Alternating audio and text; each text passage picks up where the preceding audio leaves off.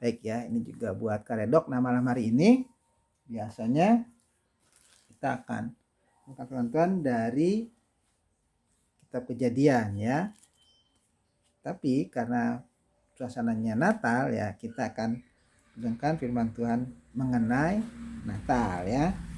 Khususnya di dalam kitab ya. Kita akan makan Natal itu di dalam Alkitab kita dari Lukas 2 ya. Lukas 2 ayat 6 dan 7 ya. Lukas 2 ayat 6 dan 7. Lukas 2 ayat 6 dan 7 ya, nanti kita akan lihat. Lukas 2 ayat 6 dan 7 itu ya. Iya.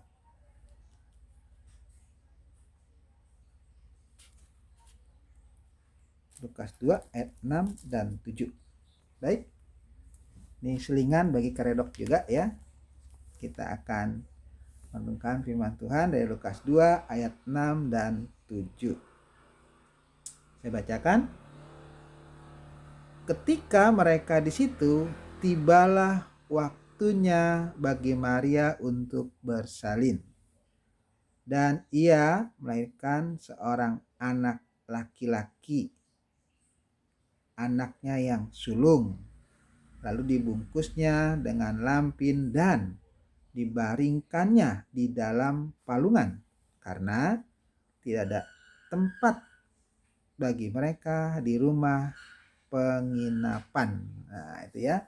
Jadi ada tempat bagi mereka di rumah penginapan. Nah, jadi memang di sini di mana Yusuf dan Maria sudah sampai ya di satu tempat. Rupanya tempat itu adalah Bethlehem. Cari-cari ya nggak ada tempat penginapan. Nah, akhirnya ternyata baik itu sampai dikatakan, kalau dikatakan ketika mereka di situ. Nah, di mana? Di situ ya. Itu yang akan kita coba telusuri ya, di mana? Di situ itu di mana?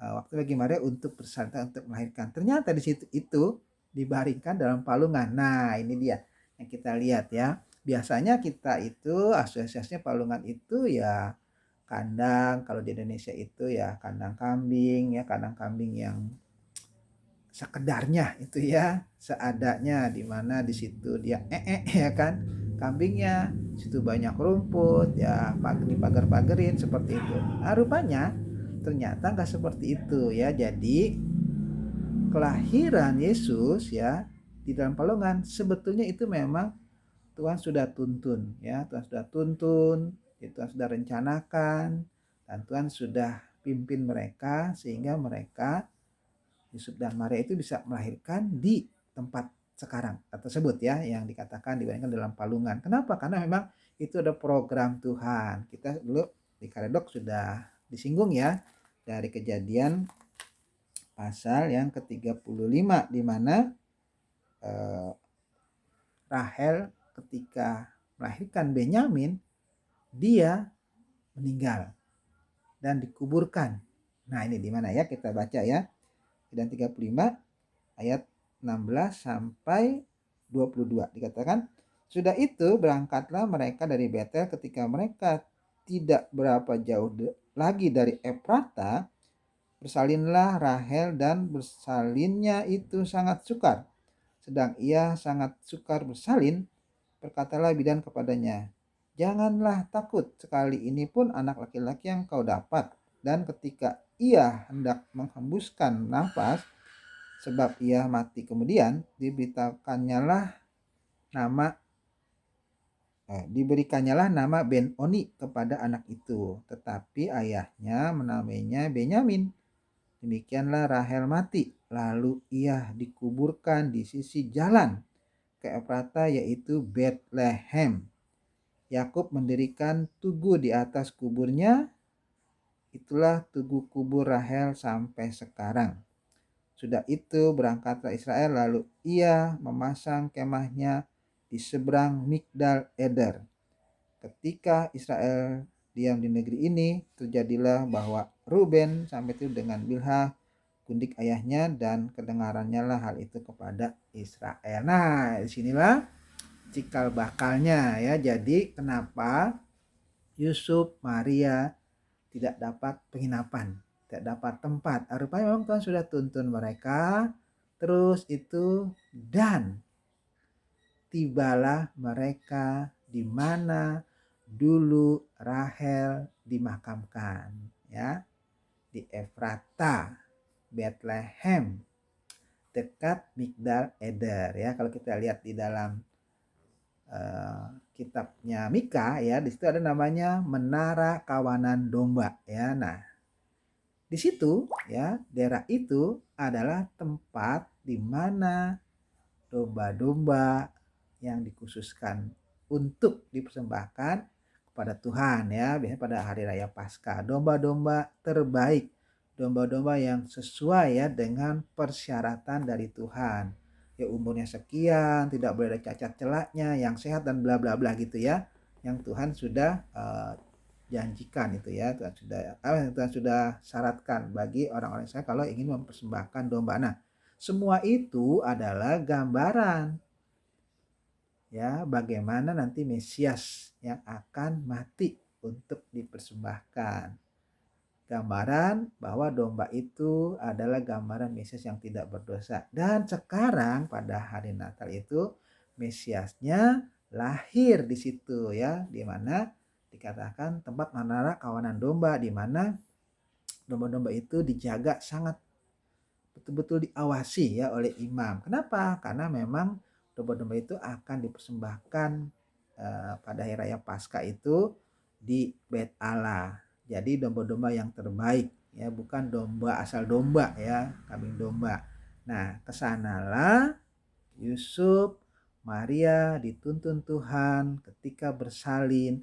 Makanya mereka bersalinnya di tempat tersebut dan membaringkan bayi itu ya di palungan. Maksudnya palungan itu adalah menara kawanan domba, bukan palungan itu tempat makan ya, tempat makannya domba ya. Jadi domba itu makan ya biasa ya, kalau di Indonesia memang makan ada tempatnya, tapi kalau di sana mereka memang makan di situ di dalam palungan itu sudah banyak makanannya yang disebar di situ ya, dan disitulah dikatakan dibaringkan Yesus di dalam menara kawanan domba. Jadi kelahiran Yesus itu di kandang itu sebetulnya bukan kandang yang biasa kita bayangkan kalau di Indonesia ya. Di sana ada tempat khusus namanya menara kawanan domba, dikatakan di situ ayat yang Lukas ya, Lukas 2 ayat 6 dan 7 katakan, ketika mereka di situ tibalah waktunya bagi Maria untuk bersalin dan ia melahirkan seorang anak laki-laki. Itu ya jelas ya, anaknya laki-laki. Tuh, jenis kelaminnya laki-laki. Ya, itu adalah laki-laki, itu jelas. Jadi anak laki-laki seperti juga Ribka ya. Rahel melahirkan Benyamin, dia laki-laki juga ya. Jadi di situ juga ya, dulu Rahel melahirkan Benyamin, kemudian Rahel mati dan dikuburkanlah di Efrata ya, Bethlehem dekat Migdal Eder ya, yang pada waktu itu adalah menara kawanan domba di mana dipakai untuk merawat domba-domba dan anaknya yang sulung ya, lalu dibungkusnya dengan lampin. Jadi lampin itu juga merupakan kain yang khusus dipakai ketika di situ domba itu lahir. Kemudian gembala itu membungkusnya dengan lampin supaya dombanya tidak kena luka ya, tidak kena luka ya, dibungkus. Itulah gunanya lampin. Jadi lampin yang dipakai oleh Maria ini untuk membungkus bayi Yesus itu adalah lampin yang biasa dipakai untuk membungkus domba-domba yang baru lahir di situ ya. Jadi komplit sekali ya, ada tempat lahirnya, juga ada sarananya ya untuk membungkus bayi Tuhan Yesus itu, kain lampin ya. Jadi kain lampin itu gunanya untuk membungkus domba-domba yang baru lahir dan sekarang dipakai untuk membungkus Tuhan Yesus itu yang baru lahir. Kemudian dibaringkannya di dalam palungan. Jadi dibaringkan di palungan maksudnya letakkanlah di menara kawanan domba itu. Yesus diletakkan di situ, jadi bungkus lampin diletakkan. Nah, itulah persis seperti ketika domba juga baru melahirkan. Itu jadi gambarannya betul-betul tepat, luar biasa. Jadi Tuhan programnya ya tidak pernah tidak terlaksana. Dari zaman dulu Tuhan sudah menjaga semua itu dengan baik. Walaupun iblis berusaha merusaknya ya, tapi Tuhan dengan begitu rupa menjaga firman-Nya, janjinya itu betul-betul ditepati. Bahkan kelahiran Yesus pun dia sudah programkan dengan begitu sempurna ya. Dengan hotel penuh lah, penginapan penuh, sehingga Yusuf Maria ini kagak ngerti, nggak tahu ya, dia hanya menjalankan seperti kita juga, karena kita nggak ngerti, kita hanya jalan, nggak tahu ya kemana Tuhan pimpin, pokoknya ternyata Tuhan pimpin. Nah, seperti itu ya. Jadi dikatakan dibaringkan dalam palungan, kan tidak ada tempat bagi mereka di rumah penginapan, yaitu kalau alasan pada saat itu. Padahal memang ya Yesus dituntun harus lahir di menara kawanan domba, di mana di situ adalah gambaran nanti dia yang lahir di sini akan dibawa pada waktu Paskah nanti. Yesus disalibkan menjadi domba korban ya, seperti domba dikorbankan. Ketika dia sudah disalibkan, menanggung dosa-dosa kita, itulah tujuan dia datang ke dunia ini. Menjadi manusia, Allah menjelma menjadi manusia supaya Yesus bisa menanggung dosa-dosa kita. Di kayu salib dia menanggung dosa kita, sehingga kita yang tadinya harus dihukum diselamatkan ya. Seperti orang Israel membawa domba dipersembahkan pada hari Paskah, supaya mereka ingat Mesias juga nanti akan seperti itu. Jadi domba yang dipersembahkan itu adalah gambar Mesias yang akan dibunuh menggantikan kita ya. Harusnya kita yang dihukum, tapi harusnya orang lain yang dihukum, tapi domba yang diserahkan. Jadi dengan kita, harusnya kita yang dihukum, tapi Yesus yang adalah mati untuk dihukum, sehingga kita diselamatkan. Itulah konsep keselamatan kita. Jadi bagi kita yang mau dosanya dihapuskan, bisa ditahu oleh Tuhan Yesus, harus percaya, bertobat, terima Dia sebagai Tuhan dan Juru Selamat, maka dosanya juga akan dihapuskan. Yesus sudah begitu rupa ya, dia rela lahir di kandang ya, menara kawanan domba ya. Dia juga sudah menepati janjinya, Allah menepati janjinya yang mengurus Tuhan Yesus. Tinggal kita sekarang ya, setiap Natal harusnya kita ingat bagaimana Yesus itu lahir, tapi juga dia tidak hanya lahir, tapi dia juga akan mati di kayu salib. Bagaimana Tuhan sudah memprogramkan dengan begitu sempurna ya karya keselamatan kita. Nah, makanya bagi kita yang belum betul-betul percaya kepada Tuhan Yesus, ya harus bertobat ya, terima Dia sebagai Tuhan dan Juru Selamat, menyerahkan semua dosa kita kepada Tuhan Yesus yang sudah mati di kayu salib menanggung dosa-dosa kita, sehingga kita menjadi orang kudus ya, orang suci, dan kita akan bersama-sama dengan Tuhan ya. Jadi kedatangan Tuhan Yesus itu adalah bukan untuk jalan-jalan ya ke dunia ini, tetapi untuk menggenapi ya janji Tuhan. Dan ketika dia lahir, nah, janji itu mulai digenapi dengan banyak penggenapan dari perjanjian lama ya. Salah satunya adalah dia lahir di situ ya, di menara kawanan domba, di mana sudah direncanakan oleh Tuhan.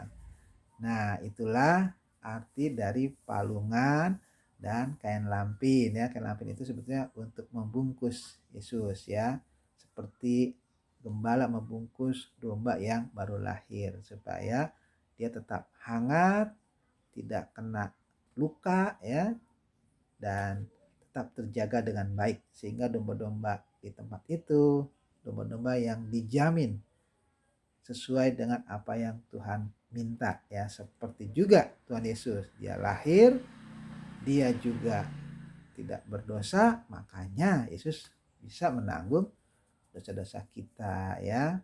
Jadi itulah makna hari Natal itu. Jadi dia tidak hanya sekedar lahir, tapi juga lahir untuk menggenapi firman Tuhan dan untuk mati di kayu salib menjadi korban ya, seperti domba dikorbankan. Kenapa? Karena dia menebus dosa-dosa kita. Jadi bagi yang sudah percaya harusnya mengingatkan kita bagaimana kita selamat karena pengorbanan Yesus di kayu salib. Supaya hidup kita semakin hari semakin jauh lebih baik. Kenapa? Karena Yesus berkorban itu dengan nyawanya ya, bukan dengan yang lain yang tidak bisa dibeli dengan apapun. Sehingga kita membalasnya bagaimana? Ya karena kita sudah selamat, hiduplah sesuai dengan apa yang Tuhan inginkan, yaitu menyenangkan hati Tuhan ya. Nah itu firman Tuhan pada malam hari ini khusus ya, selingan mengenai Natal ya.